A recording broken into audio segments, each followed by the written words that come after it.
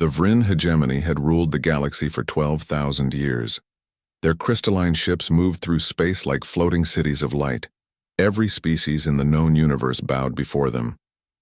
The Vryn were not cruel masters, but they were absolute ones. They had technology that made other races look like children playing with sticks. Humanity arrived in this universe 73 years ago. They came in small ships with hopes of friendship. The Vryn looked at these newcomers and saw nothing special. Humans were soft creatures. They had no natural armor. They could not survive in hard radiation. Their lifespans were short. The Vryn gave humanity a simple choice: accept your place or face destruction. So humanity accepted. They took the mining worlds. They grew food on agricultural planets. They built their small colonies in the corners of the galaxy where nobody else wanted to live. The humans worked hard and asked for little. They seemed content with their lot.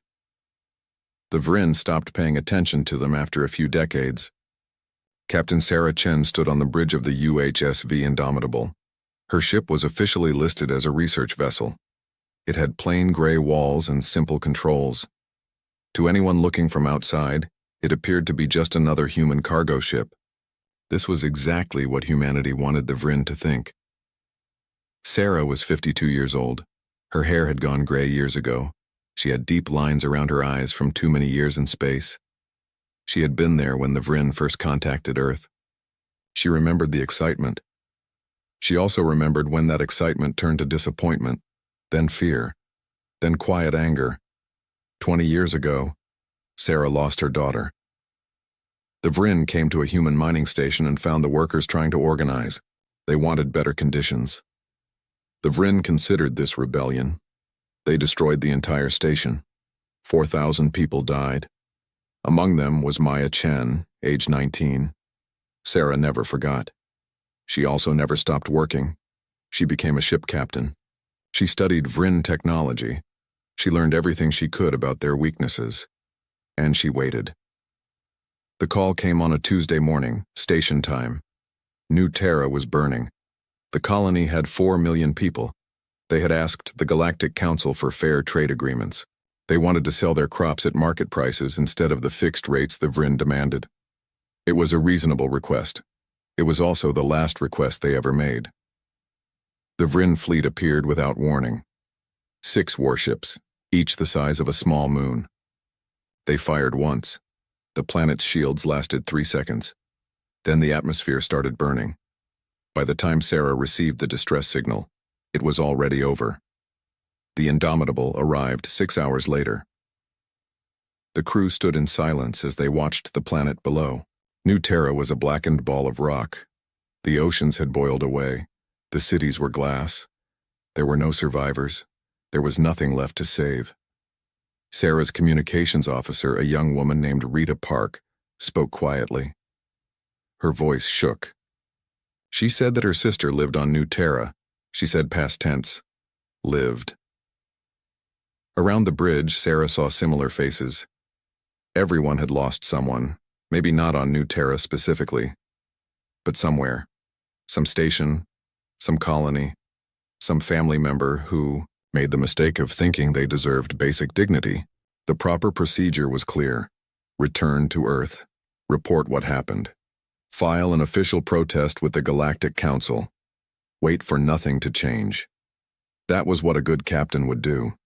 Sarah Chen had never been particularly good at following procedures. She turned to her crew. She told them there was another option. They could run, or they could fight. Fighting meant death. It probably meant death for nothing. The Indomitable was 1 ship. The Vryn had 10,000. The math was simple and cruel, but Sarah had spent 20 years preparing for this moment. The Indomitable was not really a research vessel.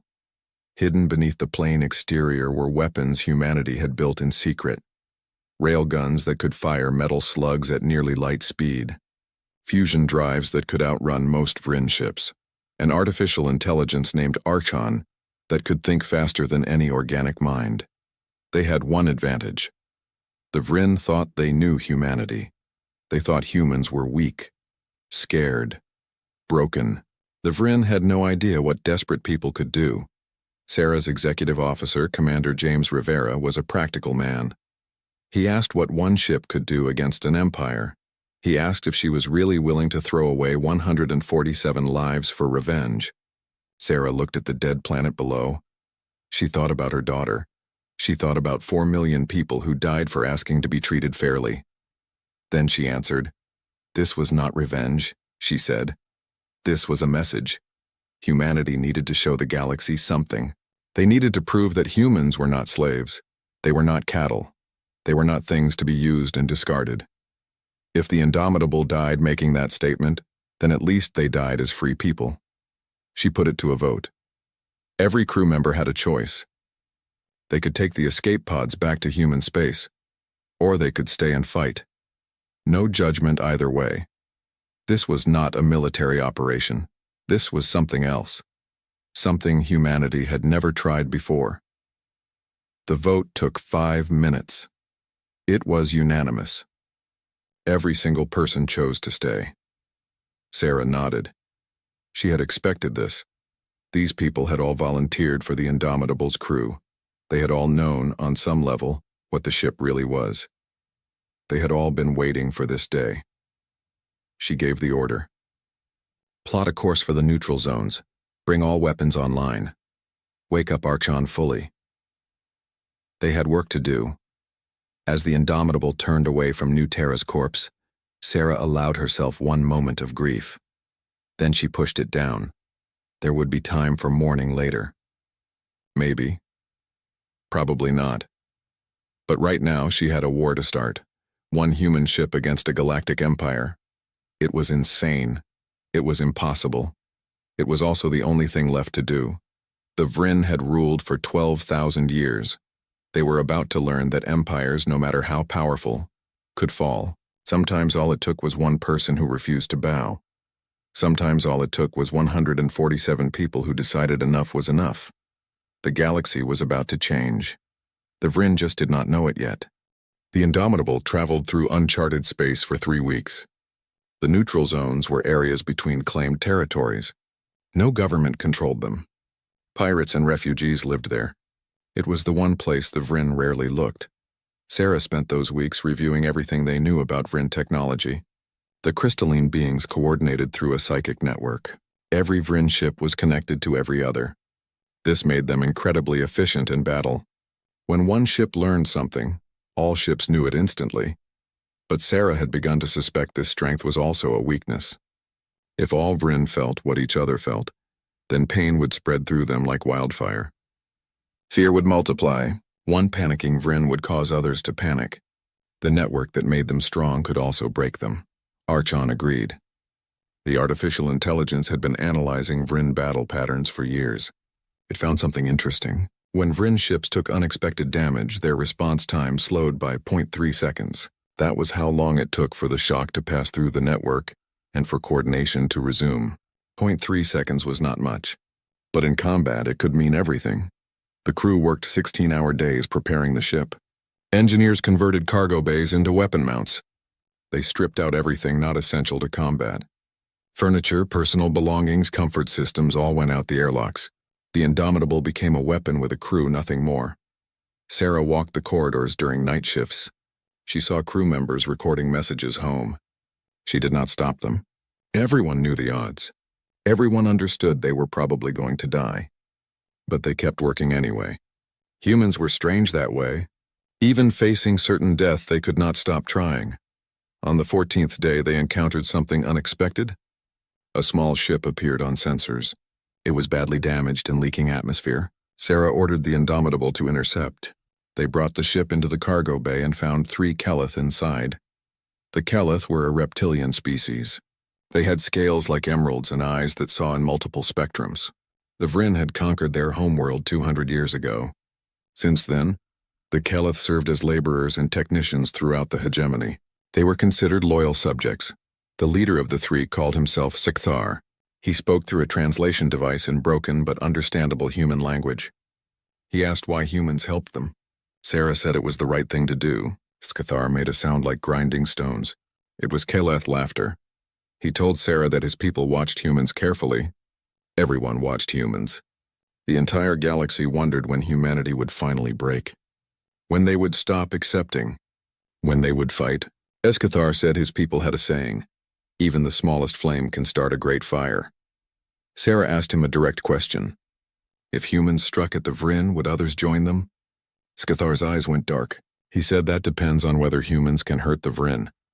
Show us they can bleed, he said. Show the galaxy the Vryn are not invincible. Then you will have more allies than you can count. Before the Kelith left in a repaired escape pod, Scathar gave Sarah a gift. It was a data crystal containing detailed information about Vryn fleet movements.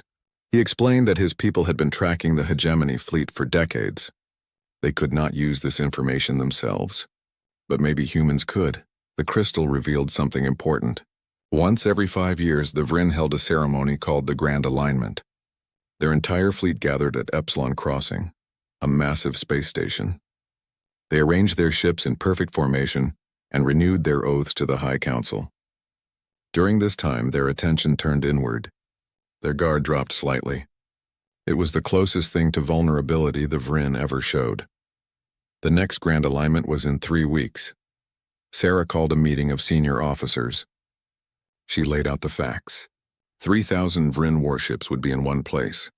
Their shields would be lowered for the ceremony. Their attention would be elsewhere. It was the best opportunity humanity would ever get. It was also complete suicide. Commander Rivera pointed out the obvious. Even if they destroyed 100 Vryn ships, it would accomplish nothing. The hegemony had 10,000 vessels. They would hunt down the Indomitable and everyone would die for nothing. Sarah shook her head.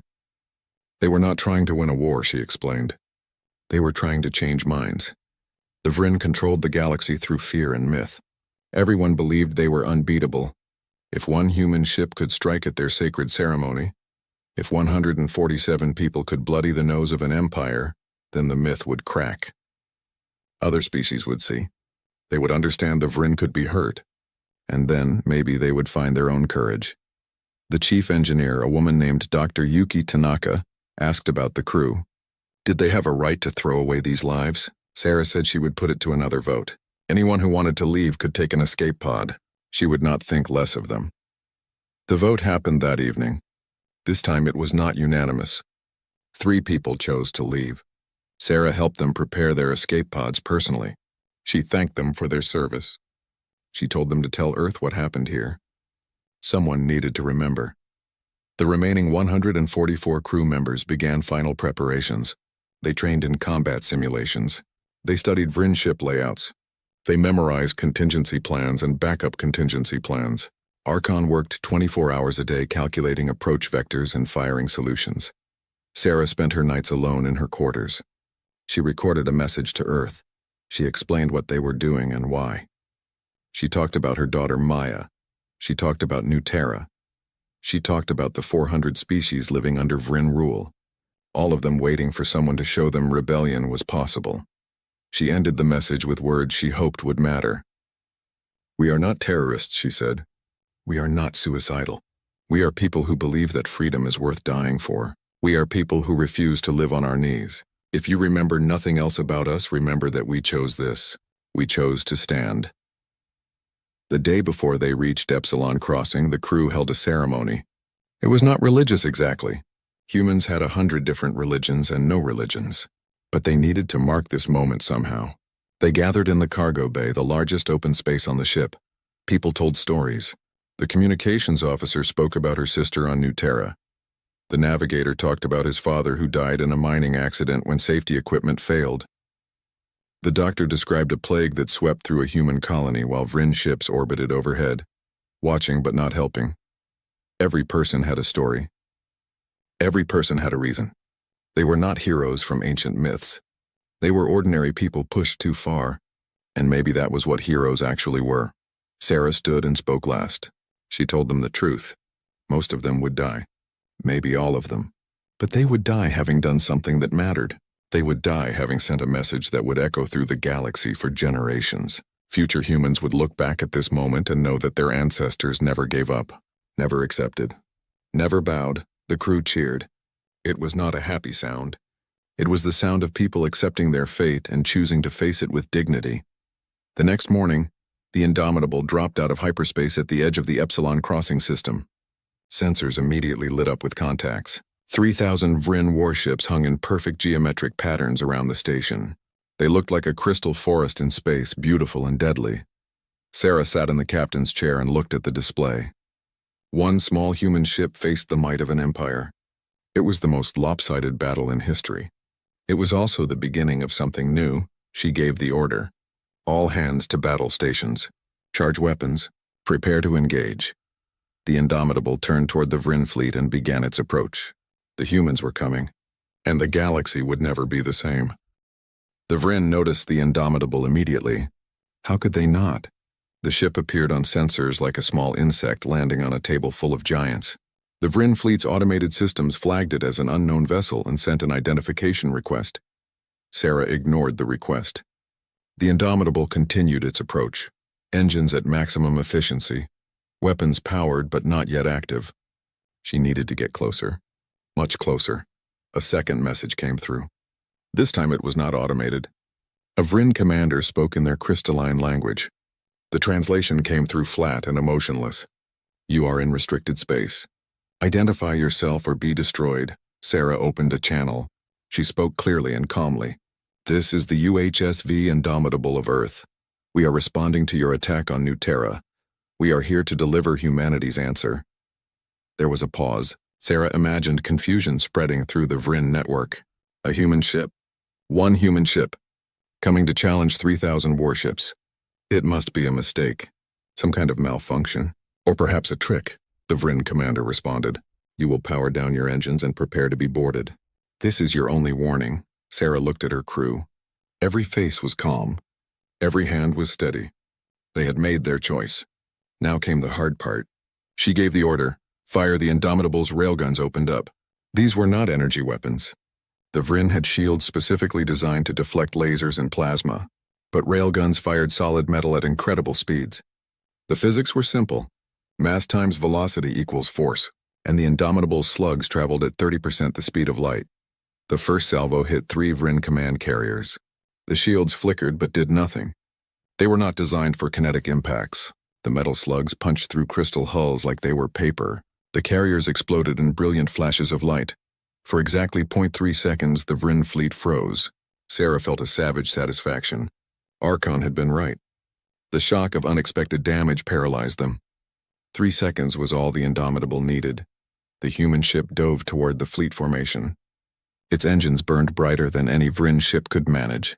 The Indomitable was small and fast. It darted between the massive crystal vessels like a bird flying through a forest, and everywhere it went it fired. More Vrin ships died. Destroyers, cruisers, support vessels. The railguns kept firing until the barrels glowed red-hot. Then they fired some more.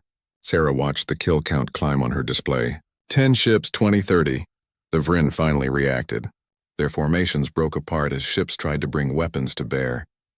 But they were packed too tightly for the ceremony. They had to worry about hitting each other. The Indomitable had no such concerns. It only had one target. Everything with a Vrin transponder. Archon guided the ship through the chaos. The artificial intelligence calculated trajectories faster than any organic mind could process. It predicted where Vrin ships would be 3 seconds before they got there. It found gaps in the defensive fire that should not have existed. It turned a suicide charge into something almost like a dance. But the Indomitable could not avoid everything. Vrin energy weapons found their mark. The human ship's shields held for the first dozen hits. Then they started to fail. Hull breaches appeared across 3 decks. 17 crew members died when a plasma bolt cut through the port side. The ship shuddered and kept flying. Sarah's tactical officer called out damage reports. Port engines at 60%. Forward shields gone. Hull integrity dropping. The ship was dying around them. But it was taking so many Vrin ships with it. The kill count passed 50. Then 60. Then 70. Each destroyed Vrin ship sent another wave of shock and fear through their psychic network. Sarah could almost feel it, even though she was not connected. The Vrin were panicking. They had never experienced this before. Not in 12,000 years. Defeat was a concept they understood intellectually but had never felt. Now they felt it. They tasted it, and it terrified them. The Vrin fleet committed everything. 600 warships broke formation and converged on the Indomitable's position. They did not care about the ceremony anymore. They did not care about formation or tactics. They just wanted this human ship dead. Sarah knew they could not win. That had never been the goal, but they could do one more thing. Something the Vryn would never forget. Something the entire galaxy would witness. She ordered Archon to broadcast on all frequencies. Every species in the galaxy monitored certain channels. Trade channels. Emergency channels. Diplomatic channels. The message would reach everyone. Sarah spoke into the microphone. Her voice was steady. She said that humanity had a message for the Vryn hegemony. They had a message for every species watching. 147 humans on one ship had destroyed 89 Vryn warships. They proved the Vryn could bleed. They proved the Vryn could die. She asked a question. How many more ships would it take? How many more humans willing to fight? The Vryn had 10,000 vessels. Humanity had billions of people. Do the math, she said. Do the math and be afraid. The message went out across the galaxy. On 400 worlds, subjugated species heard it. In stations and colonies and secret meeting places, people stopped what they were doing and listened. A human captain was challenging an empire. A human ship was winning against impossible odds. The message changed everything. Not immediately, not obviously, but something shifted in the collective consciousness of the galaxy. A myth died, the myth of Vryn invincibility, and when a myth dies, revolution becomes possible. On the Indomitable, alarms screamed. The ship was falling apart. Main power was failing. Life support was down to backup systems. The crew worked frantically to keep the vessel flying for just a few more minutes. Commander Rivera reported that the fusion core was becoming unstable. They were losing containment. If it breached, the explosion would destroy the ship. Sarah nodded. She had expected this. She had planned for this. She gave her final order. All crew to escape pods immediately. That was not a request. That was a command from their captain. The crew hesitated. Nobody wanted to abandon ship, but Sarah made it clear. They had delivered the message. Now they needed survivors to tell the story. Go, she said. That is an order. The crew began evacuating. They moved quickly but not frantically. They were professionals even at the end. Sarah stayed on the bridge with a skeleton crew of volunteers. Commander Rivera, Dr. Tanaka, and 15 others who refused to leave. Someone had to keep the ship flying long enough for the others to escape. Sarah programmed the final course herself. The Indomitable would not just die. It would take as many Vryn ships with it as possible. She aimed for the Eternal Radiance, the flagship of the Vryn High Council. It was the largest ship in the fleet, and it hung in the center of the formation like a crystal palace. The escape pods launched. 89 of them scattered into space. The Vryn fleet was too focused on the Indomitable to pay attention to small pods. The humans drifted away into the darkness, watching their ship make its final run. Sarah pushed the engines to absolute maximum. The Indomitable accelerated toward the Eternal Radiance. Vryn ships fired everything they had. Energy weapons tore through the human vessel. Compartments exploded. Bulkheads collapsed, but the ship kept going. Commander Rivera held the engine containment together by sheer force of will and skill. Dr. Tanaka kept the navigation systems online when they should have failed. The other volunteers worked their stations even as the bridge filled with smoke and sparks. In the final seconds, Sarah thought about her daughter. She thought about New Terra. She thought about every human who ever suffered under Vryn rule. Then she thought about the future. The future they had just made possible. The Indomitable struck the Eternal Radiance at 40% the speed of light. The impact alone would have been devastating. But the fusion core breached at the moment of collision. For one brief instant, a new star was born in the heart of the Vryn fleet. The explosion consumed everything within 1,000 kilometers. The Eternal Radiance simply ceased to exist. So did the Indomitable. So did 300 Vryn warships that were too close to escape. The blast wave continued outward, damaging hundreds more vessels. In that explosion, the entire Vryn High Council died. 12 leaders who had ruled for centuries. Gone in an instant. The psychic network that connected all Vryn shattered under the weight of so much simultaneous death. Across the galaxy, Vryn felt the loss like a physical blow. The escape pods drifted in the aftermath. Inside them, 89 humans watched the light fade. They had survived. Not all of them. 58 of their friends died on the ship. But 89 lived, and they would remember. The galaxy watched too. The battle had been broadcast on every channel. Everyone saw what happened. One human ship destroyed 400 Vryn vessels. One human captain challenged an empire and made it bleed. The Vryn hegemony would never be the same. The humans would never be the same. The galaxy would never be the same. A tide had turned, and it could not be stopped. The escape pods drifted through the debris field for 3 hours before help arrived. It came from an unexpected source. Keleth ships emerged from hyperspace and began collecting the human survivors. Siskathar himself commanded the rescue fleet. He told the humans they had done the impossible. Now it was time to see what happened next. The Vryn fleet at Epsilon Crossing was in chaos. Their High Council was dead. Their formation was shattered. Ships fled in every direction, some back to their home territories, others to nearby stations. The psychic network struggled to recover from the trauma. For the first time in 12,000 years, the Vryn did not know what to do. News of the battle spread across the galaxy within hours. Every species heard the story. 1 human ship, 3,000 Vryn vessels, 400 destroyed. The numbers seemed impossible, but thousands of witnesses confirmed them. The broadcast showed everything. There was no denying what happened. Reactions varied by species. Some were terrified. If humans could do this, what else were they capable of? Others were inspired. If humans could fight back successfully, maybe they could too. A few stayed neutral, waiting to see how the situation developed. But nobody could ignore it. The Keleth were the first to act. Within a week of the battle, 17 Keleth colonies declared independence from the hegemony. They armed their defense stations and prepared for retaliation. When Vryn ships arrived to reassert control, they found something unexpected. The Keleth were ready. More than that, they were angry. The first battle happened at Keleth Prime, the homeworld. 3 Vryn cruisers faced a ragtag defense fleet of mining ships and converted transports. It should have been a massacre. Instead, the Keleth used tactics they learned from watching the Indomitables' final fight. They were fast. They were unpredictable.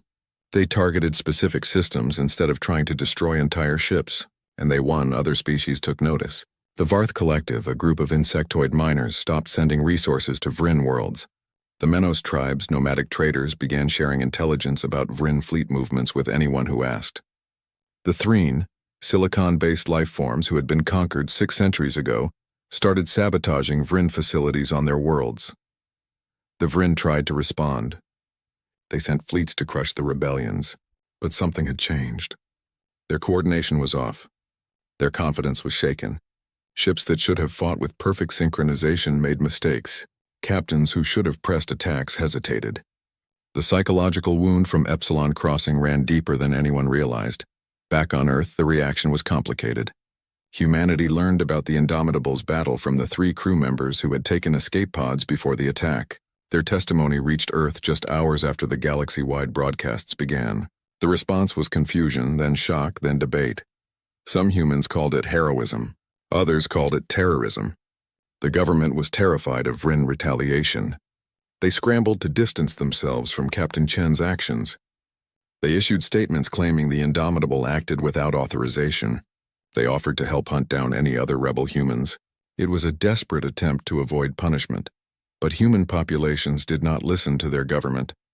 In colonies and stations across human space, people celebrated. They held vigils for the fallen crew. They painted the Indomitable's name on walls and ships.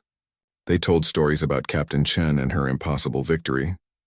The government could issue all the statements it wanted. The people knew what they believed. The Vryn never attacked Earth. They had bigger problems. Their empire was fragmenting. Subject species were rebelling across dozens of systems. The remaining Vryn fleet was stretched thin trying to maintain control. They had neither the time nor the resources to punish humanity properly. 6 months after the battle, the surviving crew members were found. The Keleth ships brought them to a neutral station in the Threshold sector. The humans had spent those months hiding, recovering, and wondering if they would be hunted forever. Instead, they found themselves famous. Representatives from 40 different species came to meet them. They brought requests for military advice, offers of alliance, and expressions of gratitude. The humans who had expected death or imprisonment found themselves treated like liberators. It was overwhelming. Among the survivors was Lieutenant Rita Park. the communications officer who lost her sister on New Terra. She stood in a conference room filled with aliens and could barely process what was happening. A Keleth elder thanked her for giving his people hope. A Varth worker offered her a crystal that represented honor in their culture. A Threen diplomat said humans had shown the galaxy how to be brave. Rita thought about her sister. She thought about Captain Chen. She thought about the 58 crew members who died on the Indomitable. Then she spoke. She said they did not do this for glory. They did it because someone had to. Because accepting tyranny was worse than dying free. Because silence in the face of evil was itself evil. Her words were recorded and spread throughout the galaxy. They became a rallying cry for the growing resistance movement. Different species, different worlds, but one message. Enough was enough. The Vryn hegemony fought to maintain control for 3 more years. They won some battles. They crushed some rebellions, but they could not win everywhere at once. Their empire, built on fear and myth, crumbled when those things disappeared. Each lost battle made them weaker. Each successful rebellion encouraged others. It was a slow collapse, but it was inevitable. Eventually, the Vryn homeworld itself faced uprising, not from conquered species, but from their own people. Young Vryn who questioned the old ways. Vryn who were tired of endless war to maintain an empire. Vryn who saw the writing on the wall and chose a different path. The hegemony formally dissolved 4 years after the Battle of Epsilon Crossing. The remaining Vryn territories reorganized into smaller, independent states. Some remained isolated. Others sought to join the new galactic community that was forming. It was messy and complicated and sometimes violent, but it was change. In the aftermath, hundreds of species came together to form a new government. They called it the Galactic Coalition. It was not perfect. It had no military. It had limited power, but it was built on cooperation instead of domination. Every member had an equal voice, including humanity. Earth's government, which had tried so hard to distance itself from Captain Chen, now claimed credit for her actions. They said she had been following secret orders all along. They said humanity had always planned to liberate the galaxy. The surviving crew members found this hilarious and infuriating, but they said nothing. History belonged to whoever wrote it down first. One person was still missing. Captain Sarah Chen. Her body was never found in the debris of Epsilon Crossing. Most assumed she died in the explosion with the rest of the bridge crew. Memorials were held. Statues were built. Her name became legend. 8 months after the battle, a damaged escape pod was found drifting at the extreme edge of the Epsilon system. It had been traveling on minimal power, its beacon too weak to detect until a Keleth patrol ship happened to pass nearby. Inside was a single occupant, barely alive, kept in stasis by failing medical systems. It was Sarah Chen. She had not been on the bridge during the final collision. Commander Rivera had knocked her unconscious and put her in an escape pod during the last minutes. He sealed it manually and launched it himself. Sarah was the captain. Someone needed to survive to tell the true story. Rivera made that choice for her. Sarah woke up in a Keleth medical facility. It took her 3 days to fully recover. When she learned what happened while she drifted in space, she did not know how to feel. The Vryn were broken. The galaxy was free, and she had slept through most of it. Escathar visited her personally. He told her that her sacrifice had saved billions of lives, that her courage had changed the course of history, that she was a hero to 400 species. Sarah listened and felt empty. She was not a hero. She was a mother who lost her daughter and a captain who lost her crew. Heroes were supposed to feel triumphant. She just felt tired, but the galaxy did not care about her feelings. They needed a symbol. They needed someone to represent the victory. So Sarah Chen, who wanted nothing more than to disappear, became the face of the new era. Earth recalled her home. There was talk of court-martial, but it never happened. Public opinion would not allow it. Instead, they held a ceremony. They gave her medals. They promoted her to admiral. They asked her to help build humanity's new military fleet. Sarah accepted the promotion. She had no choice, really. But she made them add one condition. Every ship in the new fleet would carry a memorial plaque listing the names of the Indomitable's crew. All 147 of them, the ones who survived and the ones who died, they would be remembered. That was not negotiable. The galaxy changed. It did not become peaceful. It did not become perfect. But it became free. And that was enough. 5 years after the Battle of Epsilon Crossing, Admiral Sarah Chen stood in a shipyard orbiting Mars. Around her, construction crews worked on 50 new vessels. These were not research ships with hidden weapons. These were warships built openly and proudly. Each one carried the name of someone who died on the Indomitable. The flagship was nearly complete. Sarah had insisted on its name personally. The UHSV Indomitable II. It was larger than the original, more powerful, better armored, but it carried the same spirit. The same message. Humans would not bow, would not break, would not accept tyranny. The galaxy had changed in 5 years. The Galactic Coalition now included 312 member species. They met regularly to discuss trade, territory disputes, and mutual defense. It was messy. Arguments were common, but wars were rare. Most species had decided that cooperation was better than conquest. The Vryn still existed, but their territory had shrunk to a handful of systems. Some Vryn states joined the coalition, others remained isolated, clinging to memories of their lost empire. A few became raiders and pirates. Most just tried to find their place in a galaxy that had moved on without them. It was a sad ending for a once great civilization, but it was the ending they earned. Humanity's role in this new galaxy was complex. Some species saw them as liberators and friends. Others were cautious. After all, humans destroyed 400 ships in a single battle. What else might they do if they felt threatened? Human diplomats worked hard to build trust. They shared technology. They offered aid to struggling colonies. They proved that the Indomitable's fight was about freedom, not conquest. But Sarah knew the truth. Peace was fragile. The galaxy was full of species, each with their own goals and histories. New conflicts would arise. Maybe not today, maybe not tomorrow, but eventually. That was why humanity needed a fleet, not to dominate, not to control, but to protect, to ensure that if someone tried to resurrect the old ways, humans would be ready. She walked through the construction areas, watching engineers install weapons systems and armor plating. These ships were being built with help from other species. The Kelith provided advanced sensor technology. The Varth contributed mining equipment that could double as emergency tools. The Threen shared their knowledge of energy distribution systems. It was a true cooperation.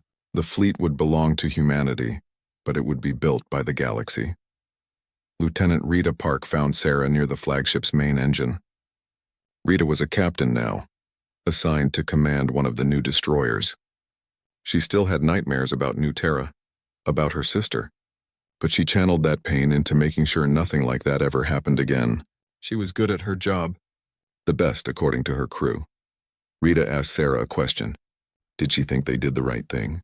Looking back, with everything that happened, was the sacrifice worth it? Sarah took a long time to answer. She said that 58 people died on the Indomitable. That was 58 lives cut short. 58 families destroyed. 58 futures erased. No amount of political change or galactic freedom could bring them back. In that sense, the price was almost unbearable. But then she thought about New Terra's 4 million dead. About the billions living under Vryn rule. About all the species who suffered and died because nobody fought back. The Indomitable's crew chose their fate. They walked into that battle knowing the odds. The people the Vryn killed had no choice at all. So yes, Sarah said, it was worth it. Not because their deaths were acceptable, but because their sacrifice mattered. Because they proved that resistance was possible. Because they showed a galaxy full of oppressed people that they did not have to accept tyranny. That alone made it worth it, Rita nodded. She did not seem entirely satisfied with the answer, but she accepted it. Maybe that was all anyone could do. Accept that the past happened and try to build a better future. The Coalition headquarters was built on a neutral station called Haven. It was designed by multiple species, resulting in a structure that looked strange but somehow worked. The main council chamber could accommodate representatives from every member species, each with their own environmental requirements. It was a marvel of engineering and cooperation. Sarah attended a council session 2 weeks later. The topic was military cooperation. Some species wanted a unified coalition defense force. Others preferred to maintain independent militaries. The debate was heated. Humans argued for the independent approach. They had just escaped one empire. They were not eager to create another. Escathar, now a senior Kelith representative, supported the human position. He pointed out that strength came from diversity. A unified military would be powerful, yes, but it would also be vulnerable to corruption or control by a single faction. Independent fleets that cooperated were harder to corrupt, harder to control, and ultimately stronger, because they could adapt to different situations. The debate lasted 6 hours. In the end, the council voted to maintain independent militaries but establish mutual defense treaties. If one member was attacked, others would help. But each species controlled its own ships and made its own decisions. It was a compromise. Not perfect, but workable. After the session, several representatives approached Sarah. They wanted to talk about the Indomitable, about the battle, about how humanity found the courage to fight. Sarah was tired of these conversations. She had told the story 1,000 times, but she understood why people asked. They needed to know. They needed to believe that ordinary people could do extraordinary things. She told them what she always told them. Courage was not the absence of fear. It was acting despite fear. The Indomitable's crew was terrified. They knew they were going to die. But they went anyway because staying silent was worse than dying. Because accepting evil was worse than fighting it, even hopelessly. One of the representatives, a young Threen named Crystallis, asked if Sarah would do it again. Knowing what she knew now, knowing the cost, would she still give that order? Sarah looked at the young being for a long moment. Then she answered honestly, yes, without hesitation. The galaxy was free because 147 people refused to bow. That was a trade she would make every time. The UHSV Indomitable II launched 3 months later. It was a ceremony unlike anything humanity had ever seen. Representatives from 200 species attended. The shipyard was decorated with symbols and flags from across the galaxy. Speeches were made in dozens of languages. It was chaotic and beautiful and overwhelming. Sarah gave the final speech. She stood before a crowd of thousands and spoke simply. She said the first Indomitable proved something important. That tyranny could be fought. That empires could fall. That freedom was worth any price. This new ship, she said, would carry that lesson forward. It would protect the peace they fought so hard to achieve. And it would remind everyone, human and alien alike, that the strong had a duty to protect the weak, not to rule them. To protect them, the crowd cheered. Sarah felt uncomfortable with the attention. She was not a politician. She was a soldier who did what needed doing. But she understood the symbolism. The galaxy needed heroes, needed stories of resistance and victory, so she played her part. For the people who died, for the galaxy they saved, for the future they made possible. The Indomitable II lifted from its dock and began its first flight. 50 escort ships from 20 different species joined it. They flew in formation through human space, then into coalition territory. It was a show of unity, a demonstration that the galaxy had changed fundamentally. Sarah stood on the bridge of the flagship and watched the stars pass by. The bridge was different from the original ship, larger, more sophisticated, but it felt the same somehow, like she was home, like she was exactly where she was supposed to be. Her first officer approached. It was Commander Marcus Webb, a veteran who had lost his entire family to a Vryn raid 15 years ago. He asked for their first orders. Where should they go? What should they do? Sarah smiled. It was a rare expression for her these days. She said they would patrol the border regions, help colonies that needed assistance, show the galaxy that humanity's strength would be used to protect, not conquer. They would be what the Vryn never were. They would be guardians, not masters. The Indomitable II set course for the frontier. Behind it, 49 other human warships prepared to join the effort. Each one was named for a fallen crew member of the original ship. Each one carried a piece of that legacy forward. They would not be the last ships humanity built, but they would always be the first of the new era. The era humanity helped create. Across the galaxy, former subjects of the Vryn hegemony went about their lives. They worked. They loved. They raised children. They built futures. And when they looked up at the stars, they no longer saw the shadow of an empire. They saw possibility. They saw freedom. Sometimes late at night, Sarah would visit the memorial room on the flagship. It was a small chamber near the center of the ship. On the walls were plaques listing every crew member who served on the original Indomitable. Pictures, names, brief descriptions of who they were. Sarah would stand there and remember. Commander Rivera, who saved her life at the cost of his own. Dr. Tanaka, who kept systems running past all reasonable limits. The young ensign who was afraid but stayed anyway. The veteran sergeant who told jokes to keep morale up. All of them.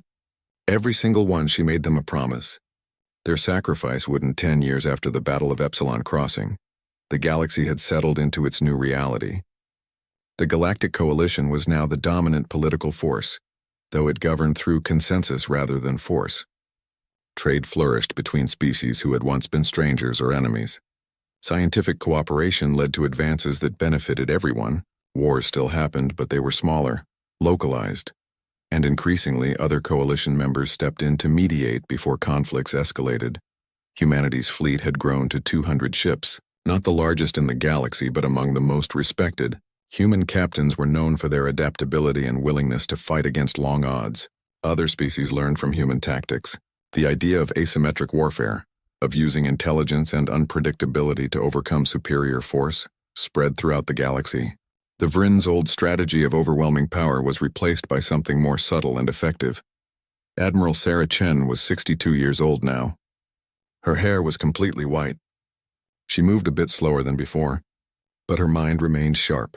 She commanded the Coalition Defense Initiative, a voluntary organization that coordinated military responses to threats against member species. It was not a unified military.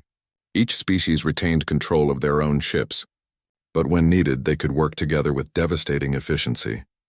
The initiative was tested 3 years after its formation. A group of Vrin extremists calling themselves the Crystal Restoration attempted to restart their empire. They had gathered a fleet of 300 ships, mostly old hegemony vessels they had kept hidden. They struck at a Calith colony world, killing thousands in a surprise attack. The Coalition's response was immediate.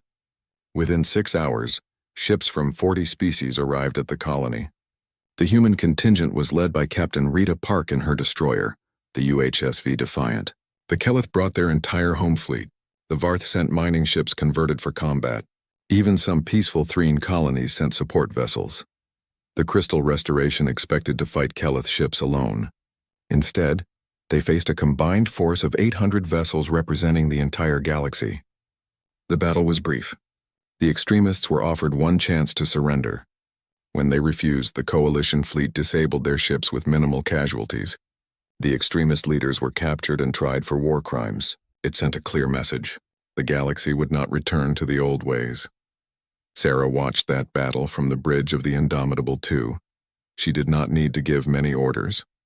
The Coalition forces worked together naturally after years of joint training and exercises. Each species contributed its strengths. Kelith sensors detected the enemy first. Varth ships blocked escape routes. Threen vessels jammed communications. Human ships led the final assault. It was beautiful in a way. Not the violence, but the cooperation. 300 species working as one. After the battle, Sarah received a message from an unexpected source. It came from a Vrin leader named Crystal Song at Dawn. He was one of the younger Vrin who had grown up after the fall of the hegemony. He thanked Sarah for stopping the extremists. He said that his generation wanted to move forward, not backward. They wanted to be part of the galaxy, not its masters. He asked if humans could forgive the Vrin for their past crimes. Sarah thought about that question for a long time before responding. Could she forgive the species that killed her daughter? That destroyed New Terra? That ruled through fear and violence for 12,000 years? It was not an easy question. Forgiveness was complicated when the wounds ran so deep. She wrote back honestly. She said she could not speak for all humanity. She could only speak for herself. And the truth was that she would never forget what the Vrin did. Never stop mourning the lives they took. But she also understood that Crystal Song at Dawn and his generation were not responsible for those crimes. They inherited a terrible legacy, but they did not create it. Forgiveness might not be possible, Sarah wrote, but coexistence was. If the young Vrin wanted to build something better, humans would help. Not because they forgot the past, but because they believed in the possibility of a better future. That was what the Indomitable fought for. Not revenge, not domination, but the chance for everyone to choose a different path. The message became public. It sparked debates across the galaxy. Some said Sarah was too forgiving. Others said she was not forgiving enough. But most understood what she meant. The past mattered, but it could not be changed. All anyone could do was try to make the present better. On the 20th anniversary of the Battle of Epsilon Crossing, a massive memorial was unveiled at Haven Station. It was designed by artists from 50 different species. The centerpiece was a sculpture of the original Indomitable, rendered in crystal and metal. Around it were plaques listing the names of all who died in the battle, as well as those who died fighting for freedom in the years that followed. The dedication ceremony was attended by thousands. Survivors from the original crew were there, older now but still proud. Families of the fallen came to honor their loved ones. Representatives from every coalition species attended to pay their respects. It was the largest gathering in galactic history. Sarah was asked to give the keynote speech. She stood before the memorial and looked at the names carved into the wall. Commander Rivera, Dr. Tanaka, Lieutenant Park's sister, her own daughter Maya, who died years before the Indomitable's final battle but whose death set everything in motion. So many names, so many lives cut short. She spoke softly, but her voice carried through the sound system. She said that memorials were important. They helped people remember. But the best memorial was not a statue or a plaque. The best memorial was the galaxy they had built. A galaxy where hundreds of species lived as equals, where cooperation replaced domination, where freedom was not just a word but a reality. The crew of the Indomitable did not die to be remembered, Sarah said. They died so that others could live freely. Every child born on a world no longer controlled by tyrants was their true memorial. Every species that chose its own destiny was their legacy. Every person who stood up against injustice was continuing their work. She ended with a challenge. She told the crowd that the galaxy would always face threats. New empires would rise. New tyrants would seek power. But now everyone knew the truth. Resistance was possible. Victory was possible. One ship proved that at Epsilon Crossing. Imagine what millions of ships could do. Imagine what billions of people could do if they stood together. The crowd stood in silence after she finished. Then someone started applauding. It spread through the gathering until thousands were cheering.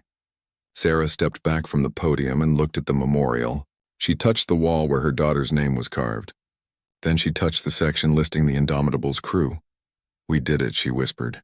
"We proved we belong here. We proved that freedom matters more than life. We changed everything." Later that evening, Sarah stood alone on an observation deck of the Indomitable II. The ship was docked at Haven Station for the ceremony. Through the windows, she could see ships from dozens of species coming and going. Trade vessels, passenger liners, scientific expeditions, military patrols. All of them moving freely through space that had once been controlled absolutely by the Vrin. Captain Rita Park joined her. Rita commanded her own cruiser now, the UHSV Liberty. She had grown into a fine officer, strong, compassionate, willing to make hard choices but always questioning whether those choices were right. Sarah was proud of her. Rita asked Sarah what she thought about when she looked at the stars now. Sarah smiled. She said she used to see danger everywhere, threats, enemies, battles waiting to happen. But now she saw possibility. She saw a galaxy full of different people trying to make better lives. She saw cooperation where there used to be conquest. She saw hope. That did not mean the danger was gone, Sarah added. It never would be. But now they were ready for it. Now they had allies. Now they had proof that even the mightiest empire could fall if enough people said no. Rita nodded. She asked one more question. What would Sarah do now? She had accomplished everything. Freed the galaxy, built a fleet, established a defense initiative. What was left? Sarah laughed. It was a genuine laugh, something rare for her. She said there was always more work to do, always new threats, always new problems. But she was getting old. Eventually, someone else would need to take over. Someone from the generation that grew up in this free galaxy. Someone who understood both the cost of freedom and the necessity of protecting it. She looked at Rita meaningfully. Rita understood immediately. She protested. She was not ready. She was too young. She did not have Sarah's experience or wisdom. Sarah shook her head. Nobody was ever ready for leadership. Nobody ever felt worthy. But leadership was not about being perfect. It was about caring enough to try, and Rita cared. That was what mattered. The conversation ended when alarms suddenly blared throughout the station. Sarah and Rita rushed to the command center. The displays showed an emergency situation at the edge of Koa. Commander Zixthal stood on the bridge of the Harmonious Dawn and watched another world die.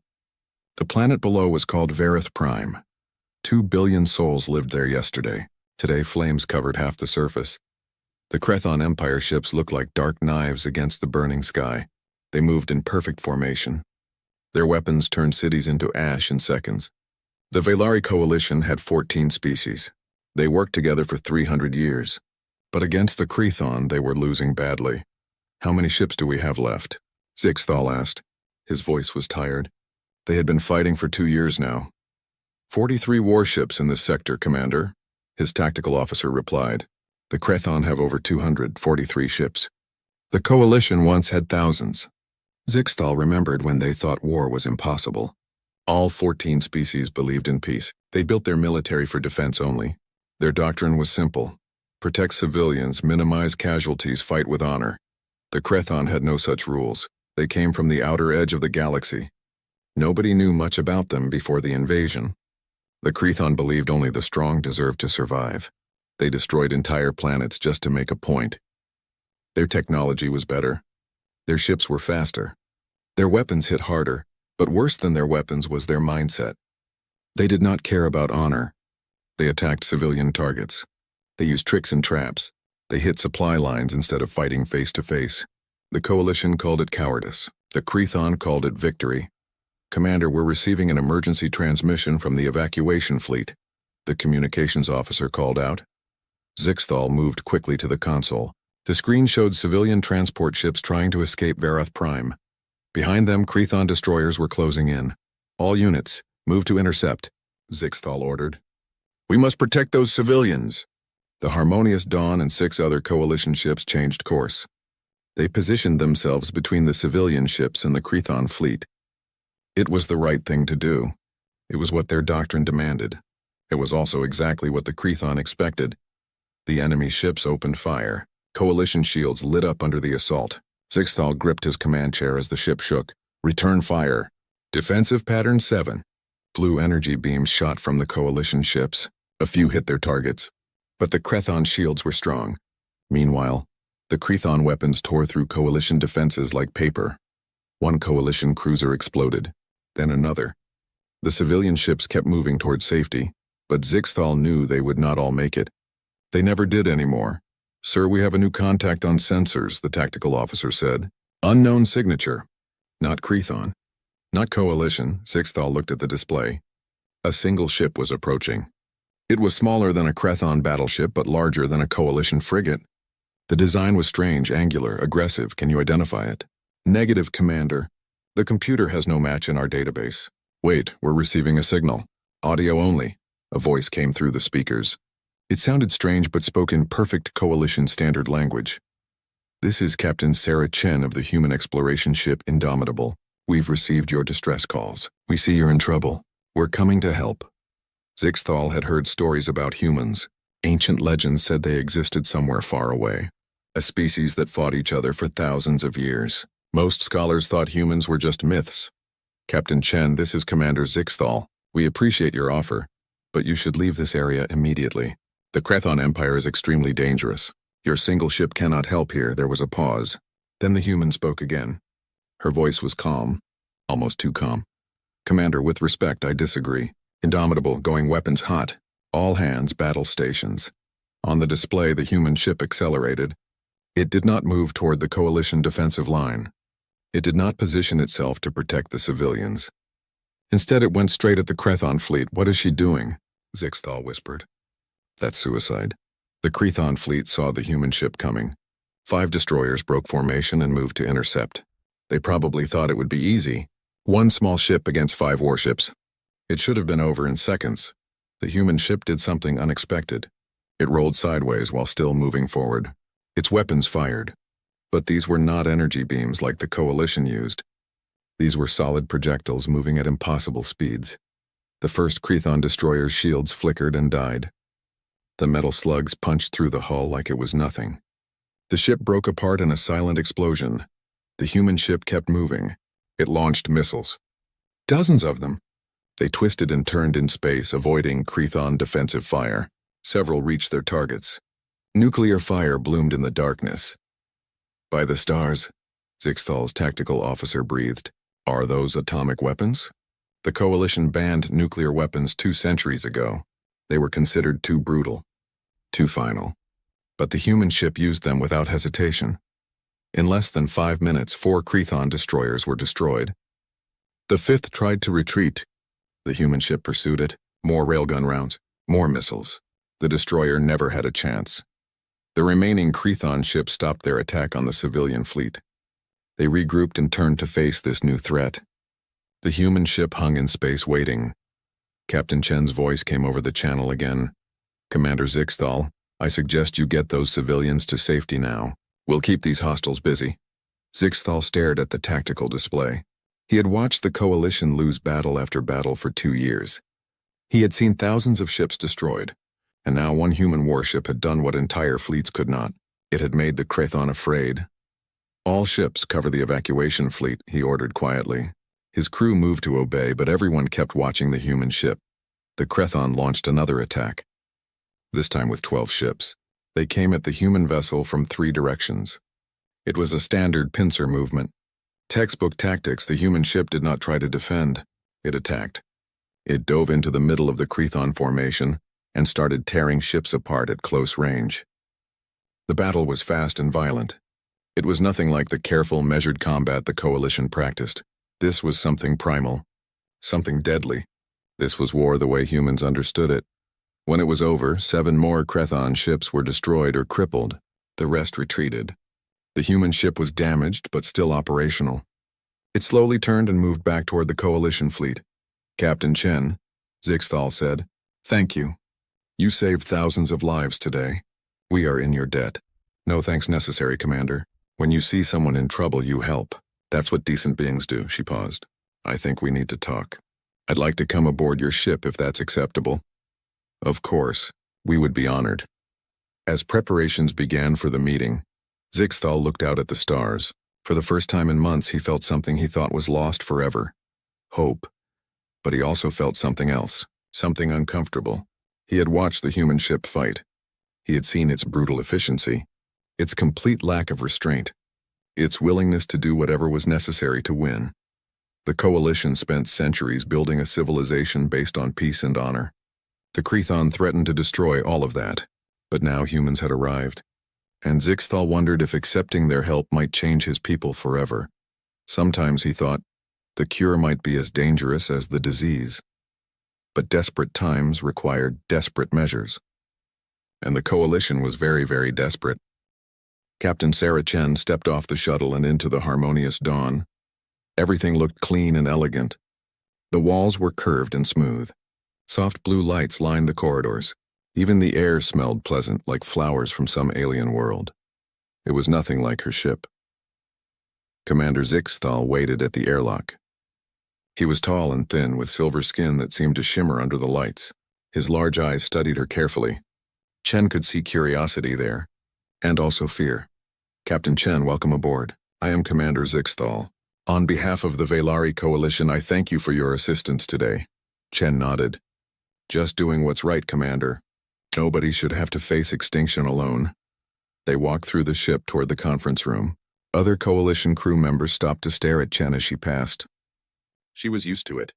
Humans look different from most species. Shorter, more compact, more muscular, built for a heavier gravity. Your ship is impressive, Zixthal said, making conversation. We have never seen weapons like yours. How do they work? Railguns, Chen explained. Magnetic acceleration. We fire solid slugs at a significant fraction of light speed. Simple physics. Kinetic energy equals mass times velocity squared. Hit something hard enough and fast enough, and shields don't matter much. And the explosive weapons?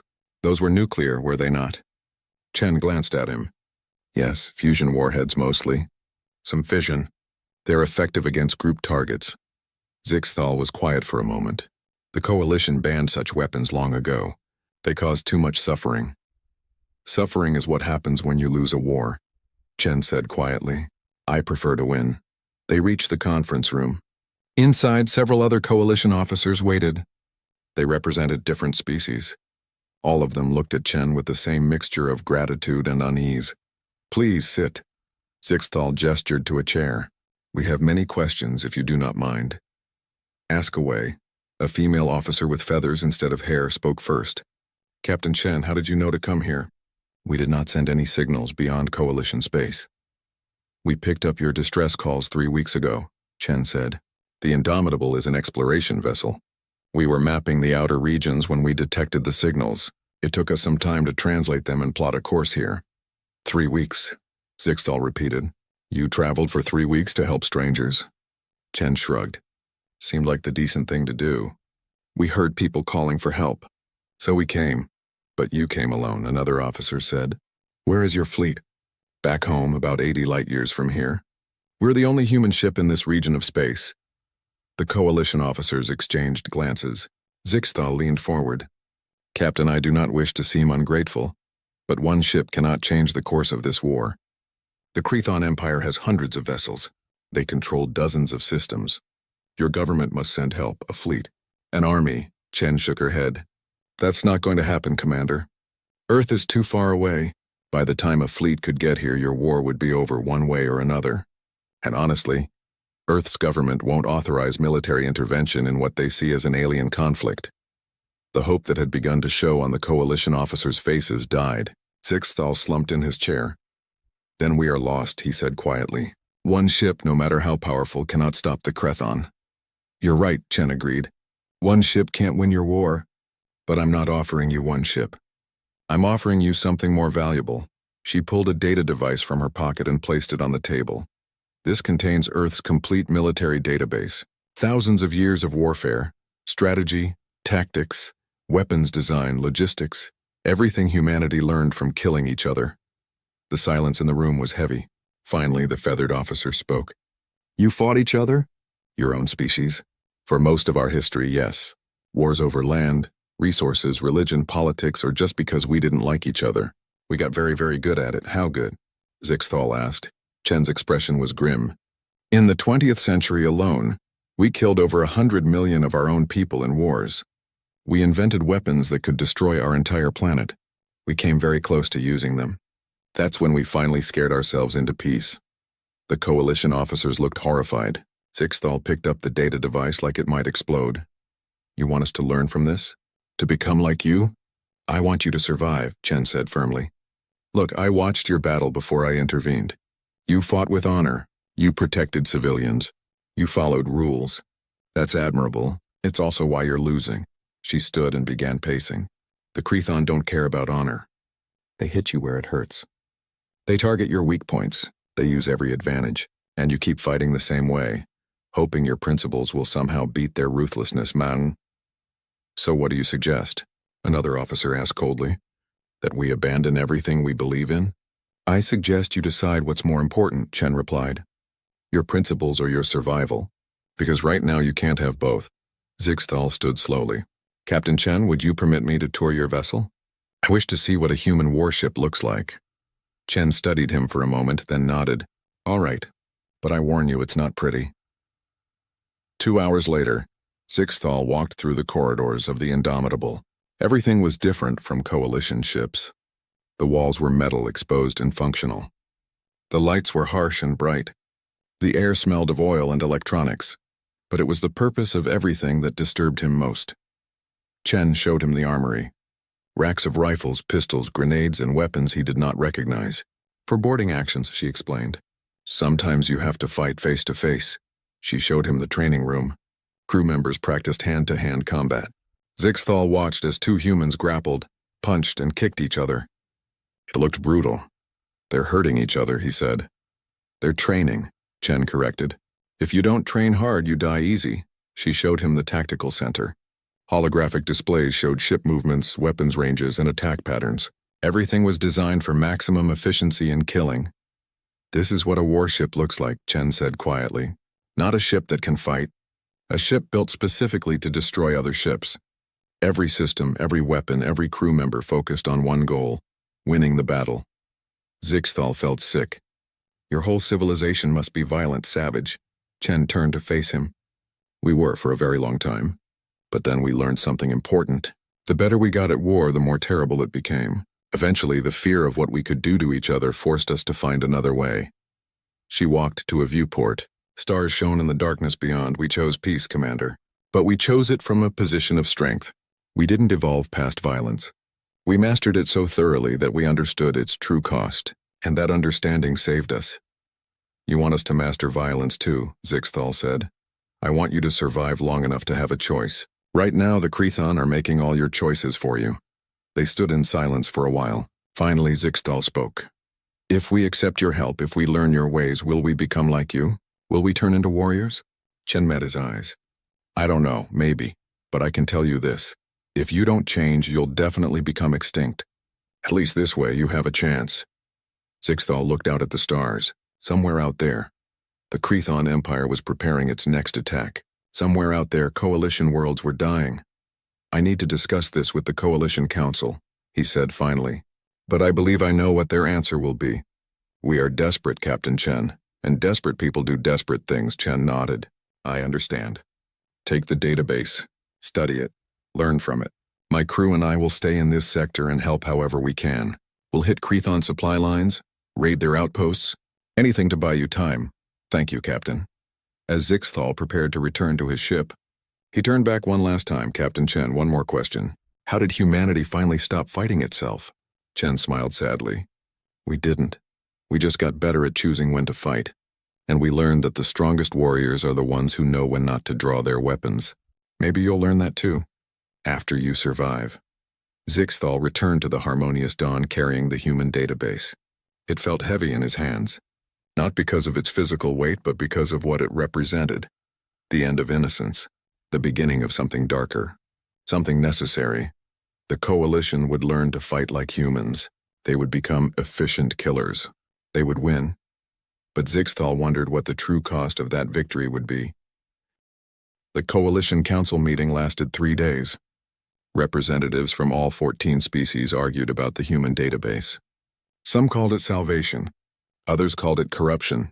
In the end, survival won. The vote was 11-3. Zixthal stood in a training facility 2 weeks later. The room was packed with Coalition military officers. Screens lined the walls showing human military history. The images were disturbing. Armies marching, cities burning, weapons destroying everything in sight. Captain Chen stood at the front of the room. 3 of her officers flanked her. Lieutenant Marcus Cole handled tactics. Commander Lisa Park specialized in weapons. Dr. James Wilson understood military psychology. Good morning, Chen began. I know many of you don't want to be here. I know this goes against everything you were taught, but I'm going to teach you how to win. The Crethon have spent 2 years beating you. That ends now. She gestured to the screens. Images appeared showing Coalition battle formations. This is how you fight currently. Defensive positions. Shield walls. Minimal aggression. You wait for the enemy to attack, then you respond. It's noble. It's also stupid. Several officers shifted uncomfortably. One raised a hand. Captain, our doctrine is designed to minimize casualties on both sides. We believe all life is valuable. All life is valuable, Chen agreed. But whose life matters more to you? Your enemies or your own people's? Because every day you try to minimize Crethon casualties, they're maximizing yours. The screen changed. Now it showed human military tactics. Fast movements, aggressive strikes, coordinated attacks from multiple directions. This is how humans fight. We identify the enemy's weakness and we hit it hard. We don't give them time to recover. We don't fight fair. We fight to win. Lieutenant Cole stepped forward. Let's talk about a specific example. In human history, there was a battle called Cannae. A smaller army defeated a much larger force by using a tactic called double envelopment. They drew the enemy into the center, then closed around them from both sides. The larger army was trapped and destroyed. He pulled up tactical diagrams. The Crethon use superior numbers and firepower. They expect you to meet them head-on. So don't draw them in. Make them think they're winning. Then hit them from the sides when they're overextended. That sounds like deception, another officer said. We do not deceive our enemies. We fight openly. And how's that working out? Cole asked bluntly. Look, war isn't a gentleman's duel. It's survival. The enemy wants to kill you. Your job is to kill them first using every advantage you have. Commander Park took over next. Let's discuss targeting priorities. Currently, you focus on destroying enemy warships in direct combat. That's inefficient. Instead, target their supply ships, their fuel depots, their repair facilities. An enemy ship without fuel and ammunition is already defeated without firing a shot. She showed images of human military campaigns. Humans learned this lesson the hard way. You can't win by just destroying the enemy's army. You win by destroying their ability to make war, cut their supply lines, destroy their logistics, force them to fight on your terms, not theirs. Zixthal listened carefully. Everything the humans said made sense from a tactical perspective. But it felt wrong. The coalition built their civilization on honor and fairness. These tactics had no honor. Dr. Wilson spoke next. His specialty was psychological warfare. The Crethon believe they're superior to you. They think you're weak because you follow rules. We're going to use that against them. Make them afraid. Make them uncertain. An enemy that fears you makes mistakes. He showed data from recent battles. After Captain Chen destroyed those Crethon ships, their fleet behavior changed. They became more cautious. They stopped taking risks. Fear is a weapon. Learn to use it. The training continued for hours. The human officers taught coalition commanders about ambush tactics, false retreats, feints, and flanking maneuvers. They explained concepts like force multiplication, asymmetric warfare, and strategic depth. They showed videos of human wars, ancient battles with swords and shields, modern conflicts with tanks and aircraft, space warfare simulations.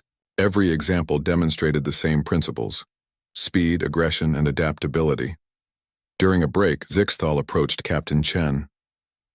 "This is difficult for us," he admitted. "You're asking us to abandon principles we've held for centuries." Chen poured herself coffee from a human machine. The smell was bitter and strong. "I understand. But let me ask you something. How many coalition civilians have died in this war?" Zixthal's expression darkened. "Billions. And how many Crethon civilians?" "We do not know. We do not target civilian populations." "Exactly. You follow your principles while your people die. The Crethon follow no principles and they're winning. I'm not saying you should become like them. I'm saying you need to become practical." She sipped her coffee. "Here's what humans learned. Rules in war only work if both sides follow them. The Crethon don't, so you have two choices. Keep following rules that don't protect you, or adapt your rules to reality. And if we become ruthless like the Crethon, what stops us from becoming monsters?" "You do," Chen said firmly. "Being effective in war doesn't mean being evil. It means being smart. You can hit supply depots without killing civilians. You can use deception without being cruel. You can fight to win while still maintaining your core values." She set down her cup. "The difference between you and the Crethon isn't that they're willing to fight dirty and you're not. The difference is that you fight to protect and they fight to conquer. Don't lose that distinction. But don't let it get you killed either." The training resumed. Over the following days, coalition officers learned human tactics. They studied historical battles. They ran simulations. Slowly, reluctantly, they began to understand. One simulation particularly struck Zixthal.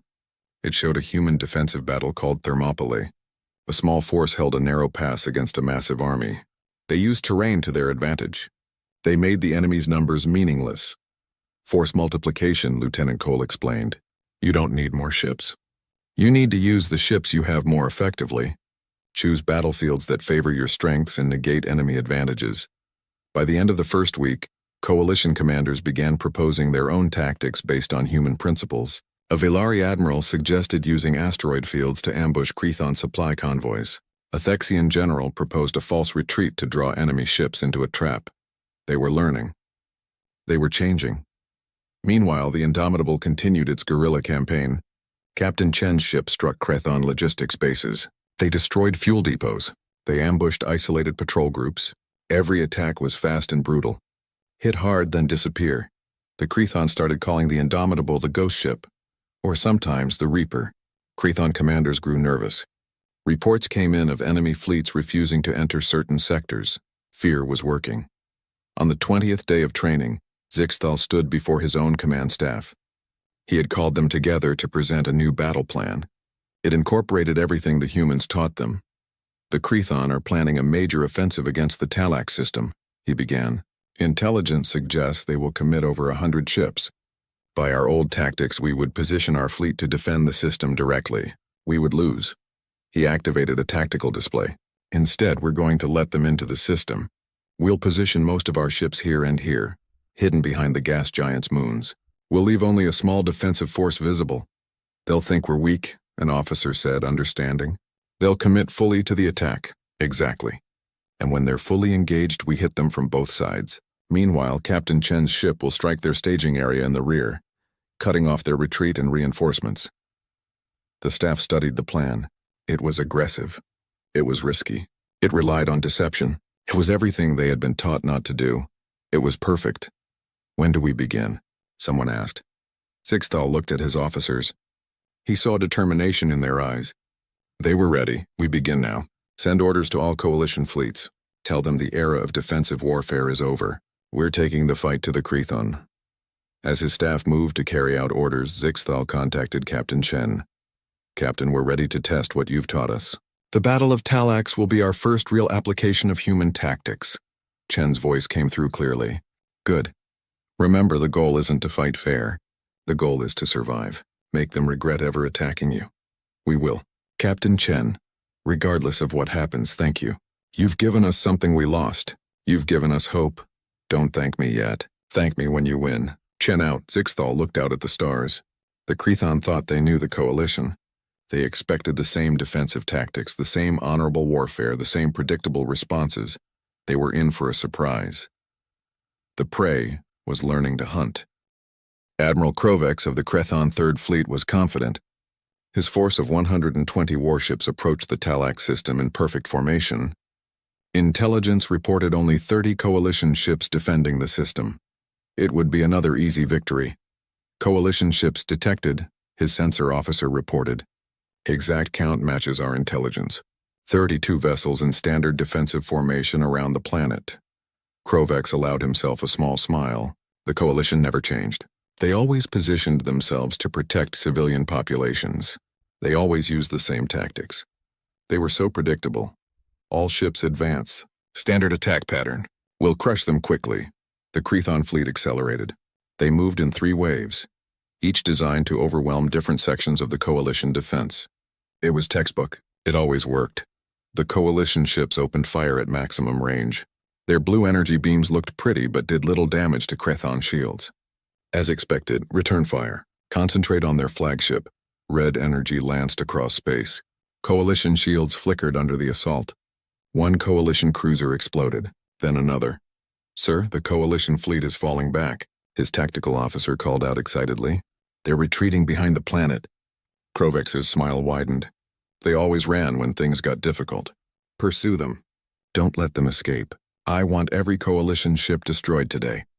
The Crethon fleet chased the coalition ships around the planet. The coalition was still firing, but weakly. They were clearly panicking. The entire Crethon force committed to the pursuit. That was when everything went wrong. New contacts. Multiple coalition ships emerging from behind the gas giants' moons. Krovex jerked upright. How many? 40 ships on the left flank. Another 40 on the right. They're moving to encircle us. The admiral stared at the tactical display. The coalition ships they had been chasing suddenly turned around. They weren't retreating. They were leading him into a trap. This isn't possible. The coalition doesn't use deception. But it was happening. Coalition ships poured fire into his fleet from 3 directions. The Crethon formation, designed for pursuing a fleeing enemy, was terrible for defending against attacks from multiple angles. All ships, defensive formation, regroup. But before his fleet could reorganize, new alarms screamed. Sir, our staging area is under attack. It's that human ship. The Indomitable had appeared at the Crethon rear position. The staging area where supply ships, repair vessels, and reserve forces waited. It was supposed to be safe. It was far from the battle. Captain Chen's ship tore through the support vessels like they were made of paper. Supply ships exploded. Fuel tankers detonated in massive fireballs. The few escort ships present were destroyed before they could even raise shields. Krovex felt something he had not experienced in years. Fear. Send half our reserve to deal with the human ship. The rest of you break through the coalition line. But his orders came too late. The coalition was fighting differently. They weren't being defensive. They weren't trying to minimize casualties. They were being aggressive. Coalition ships targeted Crethon command vessels. They focused fire on one enemy ship at a time, destroying it quickly before moving to the next target. They used coordinated attacks from multiple angles. This wasn't the coalition he knew. This was something else. On the harmonious dawn, Commander Zixthal watched the battle unfold exactly as planned. The false retreat had worked. The Crethon had taken the bait. Now they were surrounded. All ships focus fire on enemy command vessels. Target their flagships first. Break their coordination. Blue energy beams concentrated on a Crethon battleship. Its shields collapsed. The hull cracked. Internal explosions tore it apart. Target destroyed. Moving to next priority target. Zixthal felt a strange sensation. He had spent his entire career trying to minimize death in war. Now he was ordering the systematic destruction of enemy ships. It felt wrong. But watching the Crethon panic and struggle felt right. These were the ones who burned coalition worlds, who killed billions of civilians, who showed no mercy. They deserved none. Captain Chen reports the staging area is neutralized, his communications officer announced. She's returning to engage the main fleet. Good, tell her to hit them from behind. We'll squeeze them between us. The battle lasted 3 hours. When it ended, 78 Crethon ships were destroyed. 23 more were crippled and captured. Only 19 escaped. The coalition lost 14 ships. 14, compared to the usual 50 or 60 in a major battle. It was a complete victory. The first complete victory the coalition had achieved since the war began. Zixthal stood on his bridge in silence. His crew was celebrating. Across the coalition, word of the victory spread like fire. Finally, they had won. But Zixthal did not feel like celebrating. He looked at the debris field.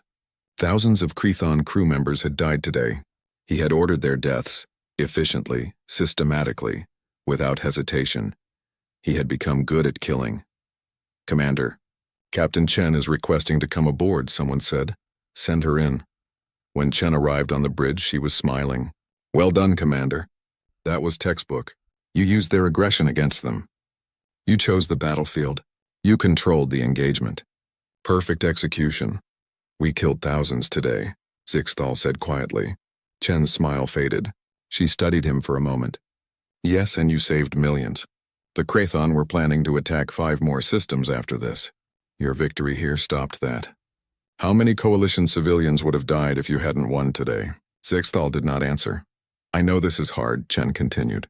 Taking lives is never easy. But the Crethon started this war.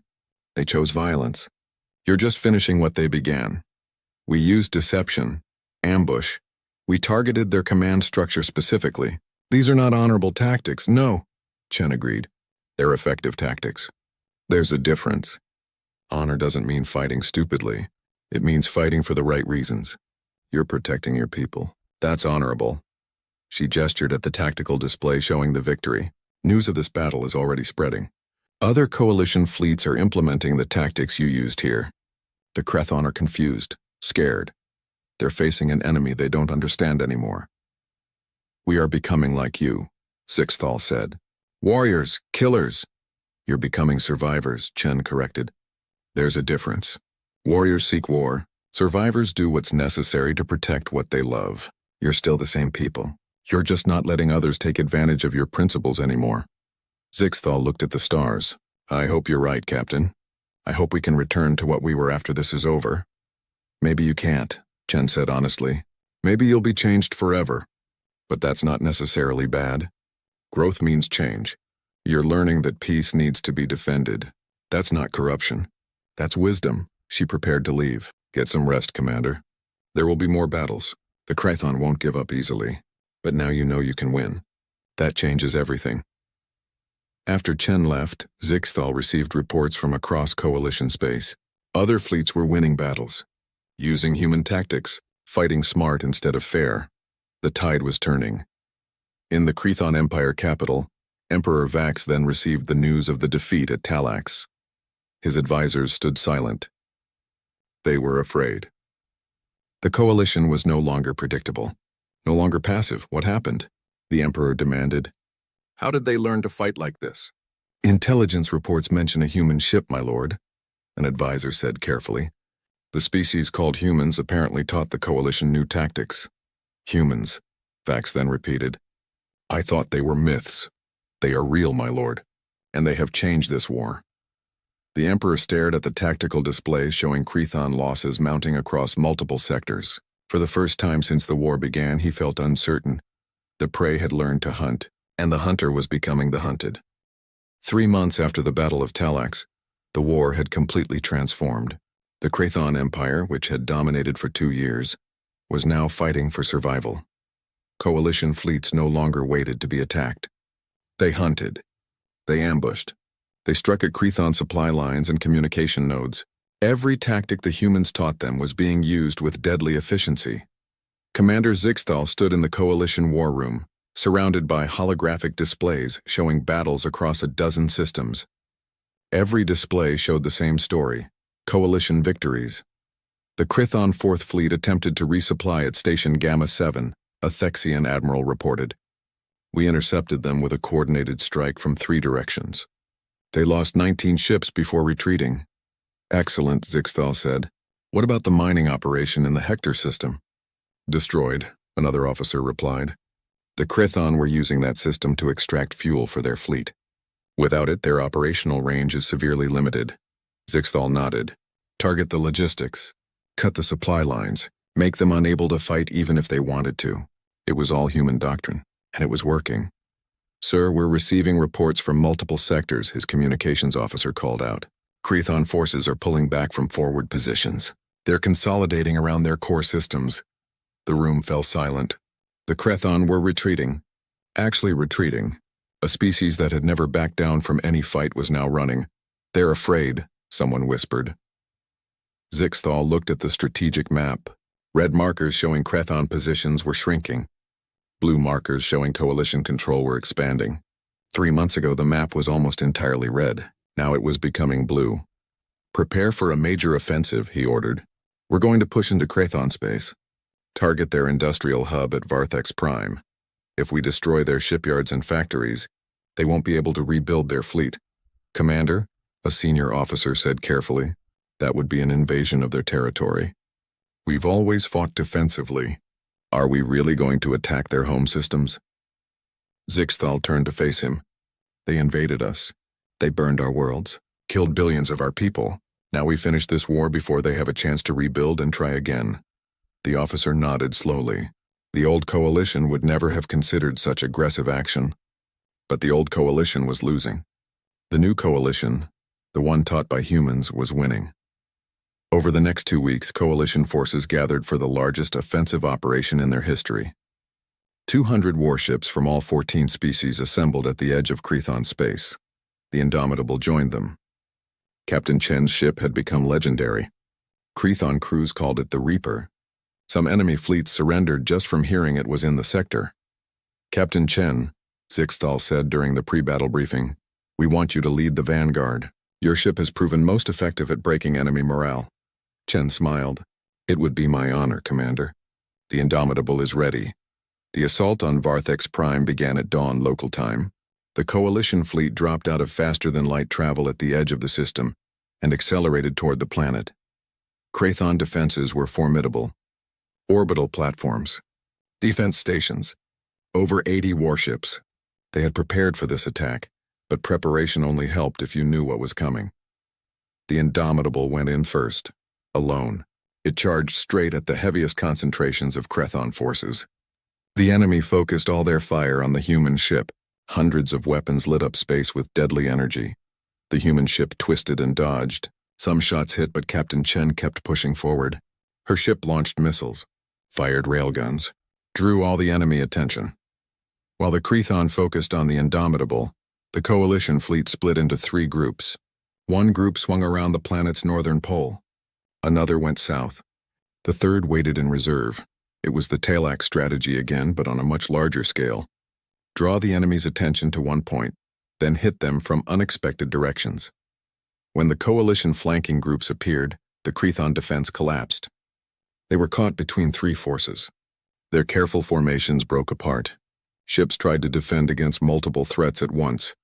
The battle was fierce. The Crethon fought with the desperation of a species facing defeat. But desperation was not enough against superior tactics. Coalition forces systematically destroyed orbital platforms. They targeted defense stations. They hit the shipyards with precision strikes. The industrial facilities that built the Crethon war machine burned. On his flagship, Zixthal watched the destruction with mixed emotions. They were winning, decisively. The Crethon ability to wage war was being dismantled piece by piece, but the cost weighed on him. Crethon ships exploding, thousands dying. This was necessary, he told himself, but necessary did not mean easy. Commander, we're receiving a transmission from the Crethon flagship, his communications officer announced. It's Emperor Vax then himself. Zixthal straightened. Put him through. The Emperor's face appeared on the screen. He looked older than in previous images, tired, defeated. Commander Zixthal, the Emperor said. I wish to discuss terms. Terms? Zixthal repeated. Surrender, peace, whatever you wish to call it. The Crethon Empire requests an end to hostilities. The war room went silent. The Crethon were surrendering. The species that believed only the strong deserved to survive was admitting weakness. You burned our worlds, Zixthal said quietly. Killed billions of our people. And now you ask for mercy? We were wrong, the Emperor said. The words seemed to pain him. We underestimated the coalition. We thought your principles made you weak. We were mistaken. You thought we were weak because we valued life, Zixthal said. You were half right. We did value life. But you taught us that sometimes protecting life requires taking it. He looked at the tactical display. His forces could continue the attack. They could destroy the remaining Crethon fleet. They could bombard the planet below. They could do to the Crethon what the Crethon did to them. They could. But should they? All coalition forces cease fire, Zixthal ordered. Hold positions. He turned back to the Emperor. We will accept your surrender under the following conditions. Complete demilitarization of the Crethon Empire. Reparations for the worlds you destroyed. War crime trials for those responsible for civilian massacres. And permanent coalition observers to ensure compliance. The Emperor closed his eyes, then nodded, agreed. We will comply with all terms. When the transmission ended, Zixthal sat down heavily. It was over. After 2 years of war, countless deaths, and complete transformation of coalition military doctrine, the war was finally over. Captain Chen's face appeared on another screen. Well done, Commander. You won. We all won, Zixthal replied. Thanks to you. I just showed you how to fight. You did the actual fighting, and more importantly, you knew when to stop fighting. That's the hardest part. Across coalition space, celebrations erupted. Species that had been on the brink of extinction were now victorious. The Crethon threat was eliminated. Peace was restored, but not everyone was celebrating. Some coalition leaders worried about what they had become. Some questioned whether the changes were permanent. Some wondered if learning human warfare had saved them or corrupted them. Zixthal shared those concerns. The coalition would never be the same. They had learned that peace required strength, that survival sometimes required violence, that principles alone were not enough. They had learned to think like humans, to fight like humans, to win like humans. The question was, what would they do with that knowledge now? In the Crethon Empire, citizens watched their military surrender. The strong had been defeated. Their philosophy of strength at any cost had failed. They had learned a hard lesson. There is always someone stronger. And the truly strong are those who choose when to use their strength. The coalition had been prey. Then they learned to hunt. But unlike the Crethon, they learned when to stop hunting. That made all the difference. 6 months after the war ended, Commander Zixthal stood at an observation deck on Coalition Prime, the central world of the Alliance. The view showed the home planet of the Velari people, green and blue and beautiful, alive. The Crethon had planned to invade this system next. If not for the human intervention, this planet would be burning now. Billions would be dead. Instead, reconstruction was underway. Damaged worlds were being rebuilt. Refugees were returning home. The coalition survived, but it was different now. Beautiful view, a familiar voice said. Zixthal turned. Captain Chen stood behind him. She wore a dress uniform instead of her usual combat gear. The coalition had invited her to a ceremony honoring her role in their victory. Captain, I'm glad you could attend. Though I understand the Indomitable is preparing to depart soon. Chen nodded. Our mission was exploration. We got sidetracked helping with your war. Earth is wondering where we are. Time to go home. They stood in silence for a moment, watching the planet below. "I've been thinking," Zixthal said quietly, "about what we became, what you turned us into, and I'm not sure if it was salvation or damnation. Maybe both." Chen leaned against the railing. "Tell me what bothers you most." Zixthal gestured toward the memorial gardens visible below. Monuments to the war dead stretched for miles. "We won, but we lost something in the process. Our innocence. Our idealism. We learned to deceive, to kill efficiently, to wage war the way humans do. And that troubles you?" "Yes. The coalition was built on the principle that all life is valuable. That war should be avoided. That honor matters more than victory. Now our military academies teach deception tactics and psychological warfare." Chen was quiet for a moment. "Commander, can I tell you about Earth?" "Of course. For thousands of years humans fought each other. We got very good at killing. We invented weapons that could destroy our entire species. We came within minutes of using them more than once." She looked at the stars beyond the planet. "Then something changed. Not because we evolved past violence, not because we suddenly became better people. We changed because we finally understood the true cost of war. We mastered violence so completely that it terrified us." "So you stopped fighting?" "We chose peace," Chen corrected. "But we chose it from a position of strength. We didn't become peaceful because we were weak. We became peaceful because we were strong enough to make that choice." She turned to face him. "You think you lost your innocence?" "Maybe you did. But innocence and ignorance are close relatives. The old coalition believed war could be fought honorably. That principle alone would protect you. The Crethon taught you otherwise. So we had to become like them?" "No, you had to become smarter. The Crethon fight because they enjoy dominating others. You fought because you were defending your homes. That difference matters." Chen pointed to the memorial gardens. "Every one of those monuments represents someone who died. But look beyond them. Look at the cities. The people walking the streets. The children playing in parks. They're alive because you were willing to do what was necessary." "Necessary," Zixthal repeated. "That's become my least favorite word. It's not supposed to be a comfortable word. War never is. But here's what I want you to understand. You didn't become humans. You became yourselves, but wiser. You learned that peace requires strength. That protecting what you love sometimes means fighting." She smiled sadly. "Humans aren't warriors by nature. We're survivors who learned hard lessons. Now you've learned them too. What you do with that knowledge defines who you are. And what should we do? The same thing humans did. Choose peace, but maintain the ability to defend that peace. Be strong enough that nobody dares attack you. Wise enough to know when not to use that strength." A chime sounded. The ceremony was about to begin. They walked together toward the main hall where coalition leaders from all 14 species waited. The ceremony was brief but moving. The Coalition Council presented Captain Chen with their highest honor. They declared the Indomitable and its crew honorary members of the Coalition. They offered permanent ambassadorial status to humanity. Chen accepted gracefully. She promised that Earth would maintain contact with the Coalition, that humans and the 14 species would be friends. After the ceremony, Zixthal walked Chen to her shuttle. Other Coalition officers came to say goodbye. Many had tears in their eyes. This human had saved them all. "Captain," Zixthal said as she prepared to board, "one last question. Ask away. How do we ensure we don't become what we fought against? The Crethon started as defenders of their empire. They became conquerors. What stops us from following the same path?" Chen thought carefully before answering. "You remember why you fought. The Crethon fought for glory and dominance. You fought for survival and protection. Never forget that distinction." She looked at the Coalition officers around them. "Also, you question yourselves. The fact that you worry about becoming monsters means you probably won't. It's when you stop questioning that you should worry." "Thank you, Captain. For everything. Thank you for listening. Not everyone would have.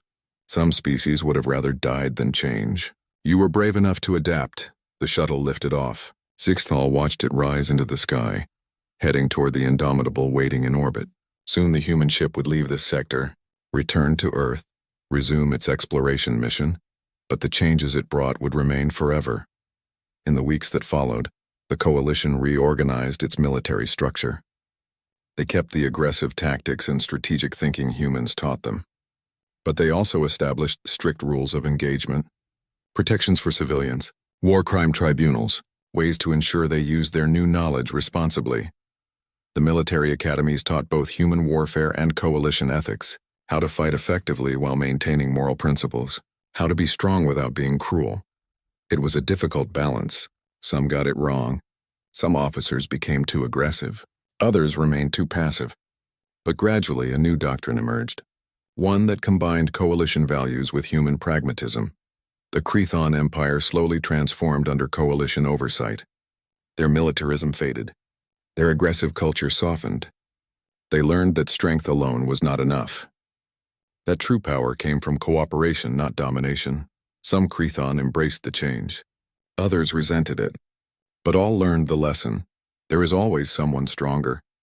And the truly wise know when to fight and when to seek peace. Years later, Zixthal retired from military service. He became a teacher at the Coalition Military Academy. His students learned both the old ways and the new, the idealism and the pragmatism, the honor and the effectiveness.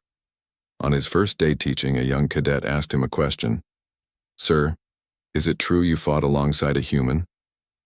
That they taught us how to win the war?" Zixthal smiled.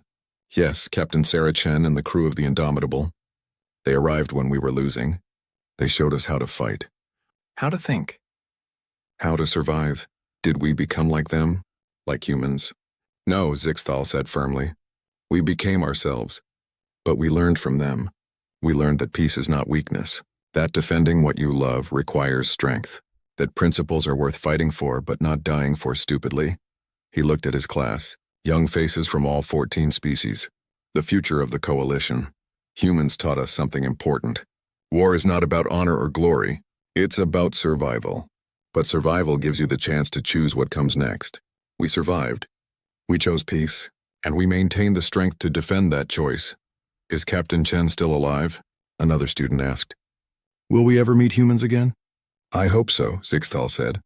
"Humanity and the coalition are friends now. Perhaps one day we'll meet as equals.